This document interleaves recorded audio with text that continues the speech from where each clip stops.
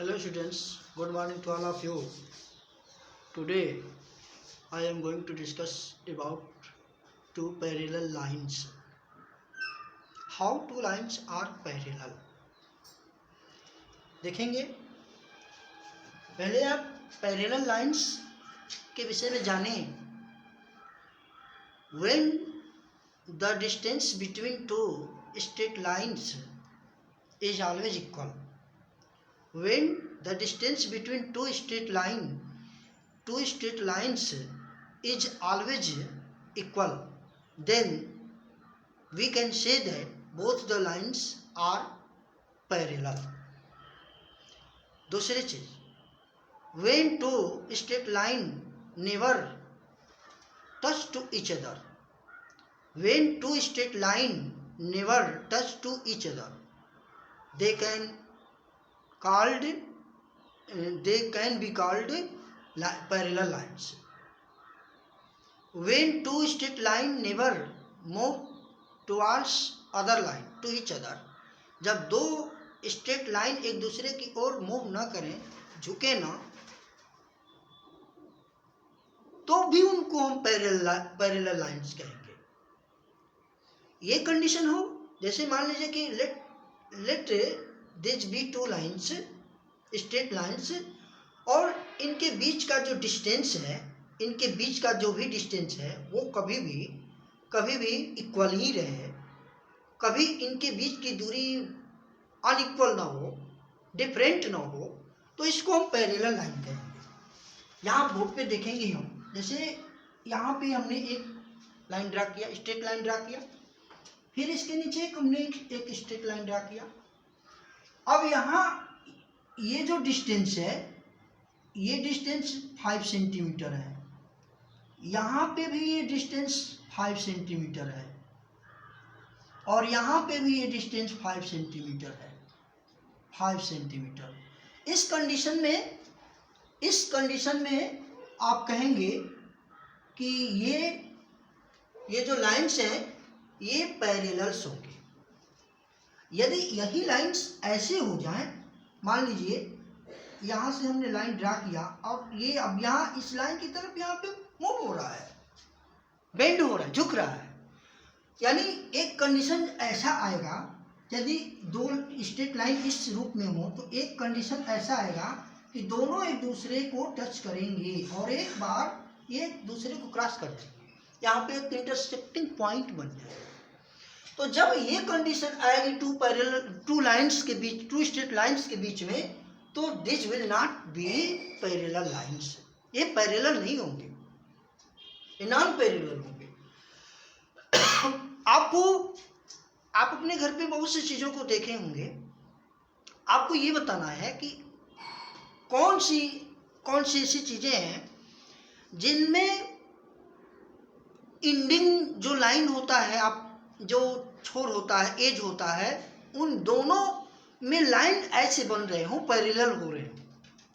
तो पहले चीज़ तो सबसे पहले तो आप स्टूडेंट हैं, तो आपके पास बुक तो होंगे ही, तो बुक को ही देख लीजिए। अब यहाँ पे मान लीजिए कि एक लाइन ये है, ये लाइन, और एक लाइन ये है, तो अब यहाँ पे मान लीजिए कि हमने यहाँ पे एक बुक बना दिया, यहाँ पे हमने मान लीजिए कि ये आपका बुक है, ये बुक है मान लीजिए। तो आप एक चीज देखेंगे कि एक एंडिंग पॉइंट, ये ऊपरी टॉप सरफेस है, तो टॉप सरफेस में ये आपका लेंथ हो जाएगा, ये ब्रेथ हो जाएगा, ये लेंथ हो जाएगा। तो लेंथ के जो एज है आपस में पैरेलल है, और ये ब्रेथ ये भी आपस में पैरेलल है, और ये बुक की जो हाइट होगी ये आपस में ये भी पैरेलल होंगे। तो एक तो एग्जाम्पल ये हो जाएगा। दूसरी, आपके यहाँ टेबल तो होगा ही, तो टेबल यदि आपके यहाँ है तो टेबल भी देखेंगे, टेबल आपका मान लीजिए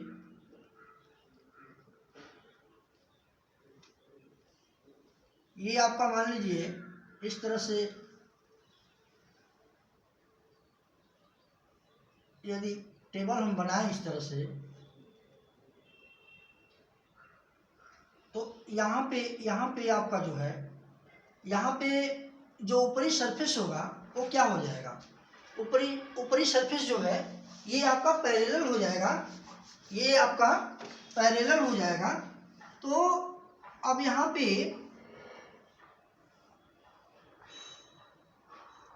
इस तरह से हम टेबल ले रहे हैं, तो यहाँ पे मान लीजिए कि,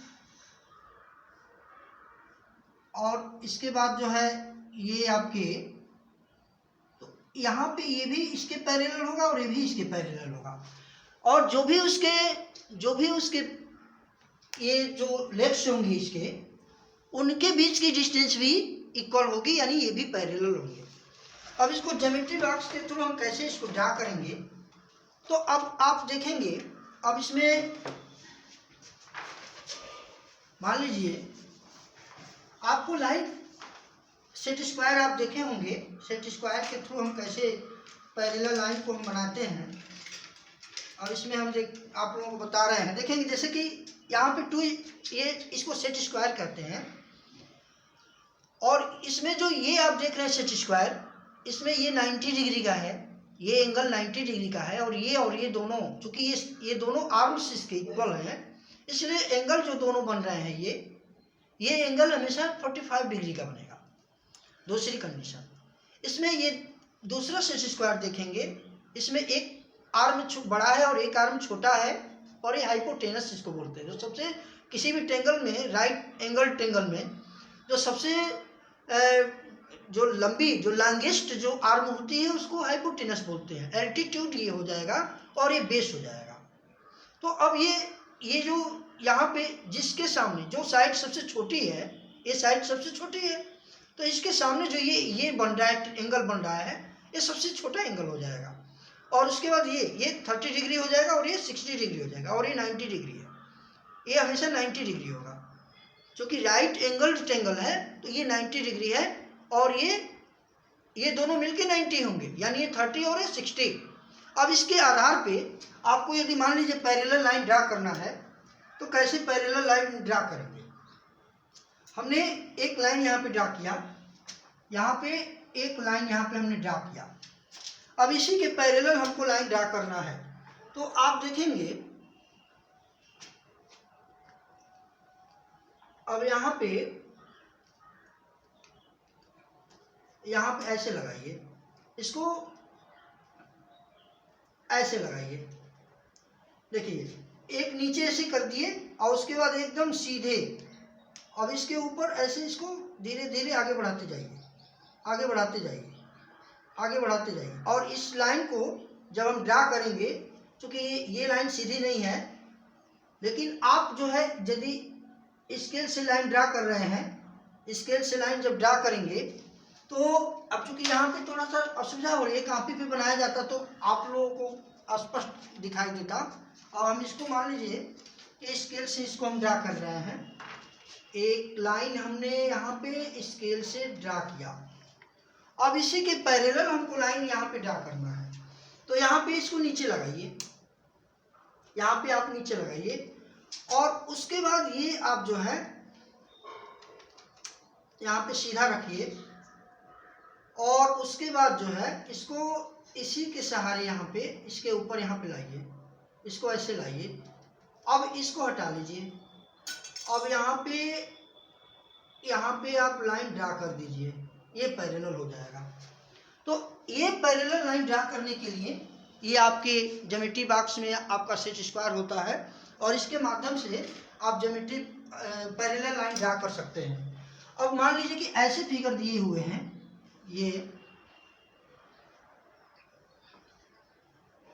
अब इसमें आपसे ये पूछा जाए कि कौन कौन से लाइन पैरेलल हैं, तो यहाँ पे देखेंगे A B C D E F।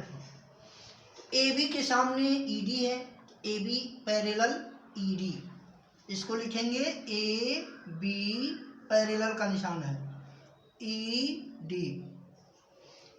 BC के पैरेलल, BC के सामने यानी अपोजिट EF है, तो BC parallel EF।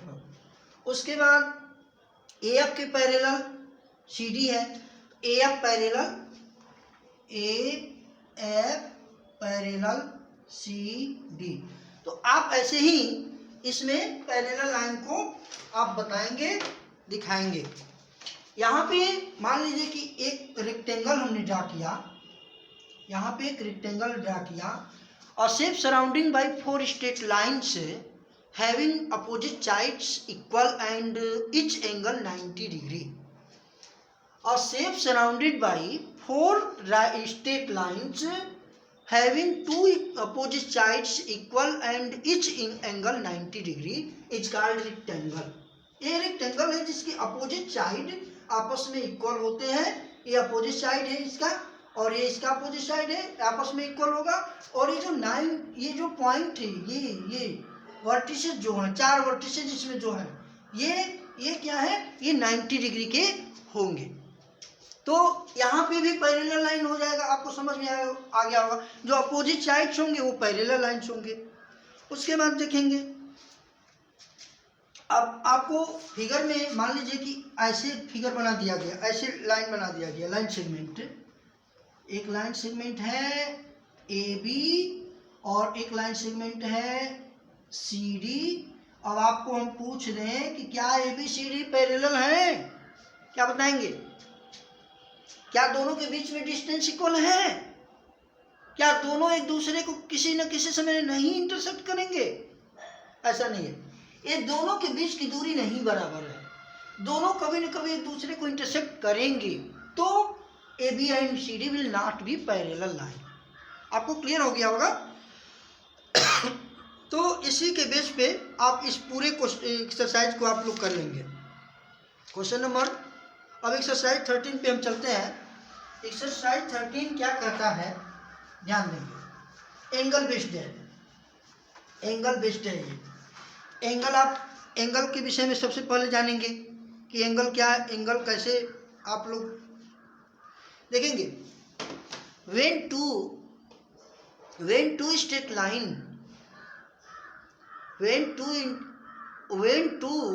straight line touch to each other, intersect करने की बात नहीं आ रही है यहाँ पे। यानी दो लाइन ऐसे हो जो एक दूसरे को टच कर रहे हो, तो एक पॉइंट क्या बनेगा, कॉमन पॉइंट बनेगा। एक पॉइंट कॉमन पॉइंट बनेगा और कॉमन पॉइंट पे ही एंगल बनेगा। जैसे 2 स्ट्रेट लाइन हमने ले लिया, ये 2 स्ट्रेट लाइन जो है ये एक दूसरे को यहाँ टच कर रहे हैं। यदि टच कर रहे हैं तो ये आपका ये जो पॉइंट यहाँ पे देख रहे हैं, एक कौन सा पॉइंट बनेगा, ये कॉमन पॉइंट बनेगा। और एक कॉमन पॉइंट जो बनेगा यहाँ पे एंगल बनेंगे। Let A B and B C be 2 line segments. ये 2 लाइन सेगमेंट्स है। हमने इस BC को क्या किया, यहाँ पे ए बी यहाँ पे है, ए बी है, और BC को उठा करके और इस तरह से हमने रख दिया। ये बी तो बी पे ही आएगा, ये कॉमन पॉइंट है ना, बी कॉमन पॉइंट है, तो ये आपका BC हो गया। ये AB हो गया, AB और BC को हमने उठा करके इसको ऐसे रख दिया, ये हो गया BC। अब यहाँ पे when 2 straight line touch to each other, join to each other at a same point, then one point like B will be common, and ABC will be angle, ABC। अब इसको एंगल को ऐसे आप denote करेंगे, angle ABC, ये angle ABC हो जाएगा। तो ABC आपका एंगल बन गया। तो ये आपका, अब इसमें देखेंगे एंगल को समझ में आ गया होगा आपको। अब एंगल ऐसे भी बनता है, ऐसे भी बनता है, एंगल ऐसे भी बनता है, ऐसे भी बनता है, ये भी एंगल है। एंगल ऐसे भी बनता है, ये भी एंगल है। तो ये एंगल हो गया। अब एंगल के कायम देखेंगे। एक्यूट एंगल होता है, राइट एंगल, एब्ट्यूस एंगल के बाद स्ट्रेट एंगल के बाद एब्ट्यूस एंगल, रिफ्लेक्स एंगल, उसके बाद होल एंगल, उसके बाद जीरो एंगल। और भी एंगल्स हैं, अल्टरनेट एंगल है, अपोजिट इनवर्स है, करस्पॉन्डिंग एंगल है, ये सारे एंगल्स के ही तो काइंड्स हैं। उसके बाद मान लीजिए कि एक्सटर्नल एंगल होता है, तो अब देखेंगे यहाँ पे एक्यूट एंगल क्या होता है। एक्यूट एंगल क्या होता है? when the measure of angle is between 0 to 90, when the measure of angle between 0 to 90, 0 से 90 के बीच के जितने भी एंगल आएंगे सब एक्यूट एंगल होंगे, न्यून कोण होंगे। न्यून कोण यानी कि यहाँ पे ये भी न्यून कोण है, ये भी न्यून कोण है, ये भी न्यून कोण है, ये राइट एंगल है, ये राइट एंगल है। यानी इसके बीच में जितने भी एंगल बनेंगे सब क्या होंगे? एक्यूट एंगल बनेंगे, सब एक्यूट एंगल बनेंगे। यानी the angle between 0 to 90 is called acute angle. Right angle क्या है? Right angle when the measure of an angle is equal to 90 degree, when the measure of any angle is equal to 90 degree, it will be called right angle। इसको क्या कहेंगे? Right angle. obtuse angle क्या है? अधिक कोण क्या है? तो the angles between 90 to 180, the angles between 90 to 180 यानी 90 से 180 के बीच जितने भी एंगल आएंगे सबको हम क्या कहेंगे? obtuse एंगल कहेंगे। यानी ये आपका 90 डिग्री यहाँ पे होगा और ये आपका यहाँ इरेज कर दीजिए, ये आपका हो जाएगा, ये आपका हो जाएगा। ये तो हमने 180 से अब कर दिया, ये 180 हो गया, ये एंगल, ये एंगल यानी 180 और 90 से अब, 90 से बड़ा और 180 से छोटा जितने भी एंगल होंगे सब obtuse एंगल होंगे। और यदि हमने स्ट्रेट लाइन ड्रा कर दिया, ये जो एंगल यहाँ पे बनेगा, यदि when two straight line extend to opposite directions, opposite sides, then they will make a straight line, and on straight line the measure of angle is 180। यानी यहाँ पे एक 90 डिग्री और एक 90 डिग्री यानी 90 प्लस 90 180, ये दोनों मिलकर 180 का हो जाएगा। तो ये कौन सा है? स्ट्रेट, ये स्ट्रेट एंगल है। और यहाँ पे कौन सा एंगल है? obtuse है। और ये कौन सा है? ये एक्यूट है। और 90 डिग्री का एंगल यानी ऐसे यदि हम ड्रा कर दें एकदम straight line, when a line is perpendicular on any base, any line, straight line, then they will make straight right angle, I mean 90 degree angle. उसके बाद क्या है? यहाँ पे रिफ्लेक्स एंगल क्या है? Reflex angle more than 180 and less than 360 यानी between 180 to 360 is called reflex angle. तो ये आप लोगों को एंगल के विषय में आप लोगों को बताया है।